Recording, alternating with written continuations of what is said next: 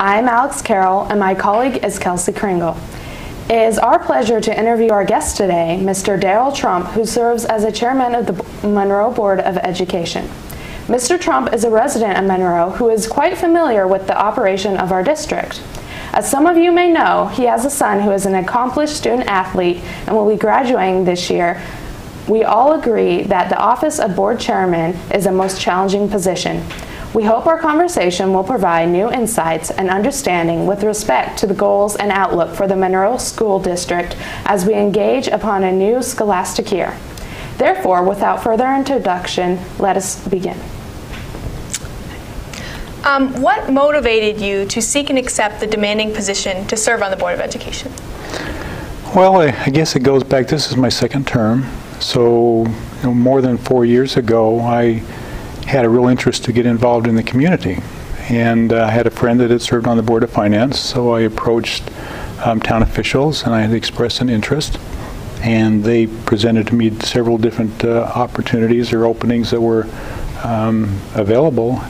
I chose Board of Education because I have a great interest in the school system, and spent the last 4 years serving on the board and really enjoyed it.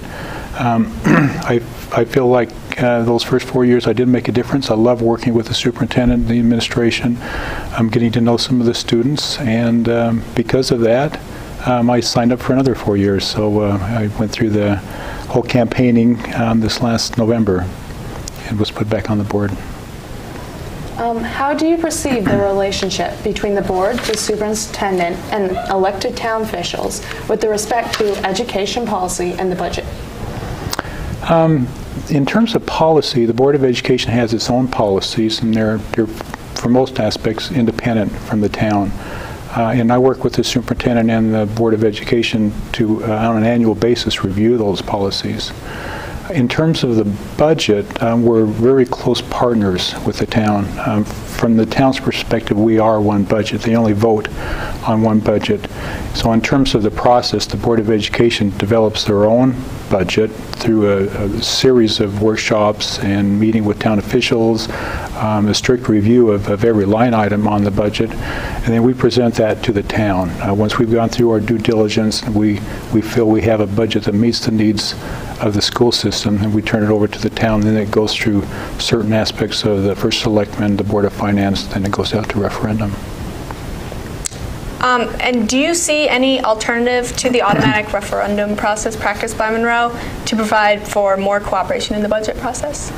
I do know that there are other opportunities, or other towns use other systems, but for Monroe, the Monroe citizens have selected the referendum process. They validated that last year, and so in terms of us going forward, that's what we have to work with. Some communities choose to close a school in order to maintain full academic services and extracurricular activities for all children. Do you see this as a viable, cost-effective option? Well, there's obviously some costs that can be captured by closing a system or closing a school, but you really have to take a look at what that means to your district, to the students. It's extremely disruptive to a school system to close any type of a school. And in terms of Monroe, we're taking a very close look at the enrollment, anticipated enrollments over the next few years. And we do see the enrollment in the school system going down, and at some future time, that would certainly be something that we would want to do. Right now, as we've gone through the budget process, we don't know exactly until it goes through referendum how much money we do have to work with for this next year. But we're looking at all alternatives. We're looking at how closing the school would affect the district. We're looking at potential reductions in staff. We're looking at all different opportunities or challenges, I guess you would say, as we go through the referendum process and see what we ultimately end up with. Okay, and from your disposition, do you see the Board of Education as a group whose primary obligation is to be bipartisan and represent solely the interests of the school and students of the community? Oh, absolutely. One of the things that we really strive for on the board, and this is all 9 board members, is we try as best we can to remain nonpartisan. We work together for the needs of the students. All of our decisions, all of the votes that we make are working in conjunction with the superintendent and the administration to meet the needs of the students of the school district, and to do that in a nonpartisan way. Well, on that comment, we will close our discussion. Mr. Trump, we thank you for offering your time for this interview, and we wish you and your fellow board members a successful year as you continue your efforts to provide the best opportunities possible for the students of the Monroe School District. To our audience, we say thank you, and we hope this has been an informative and helpful discussion for you all. Good day, and we look forward to joining you for our next edition of the Masuk Report.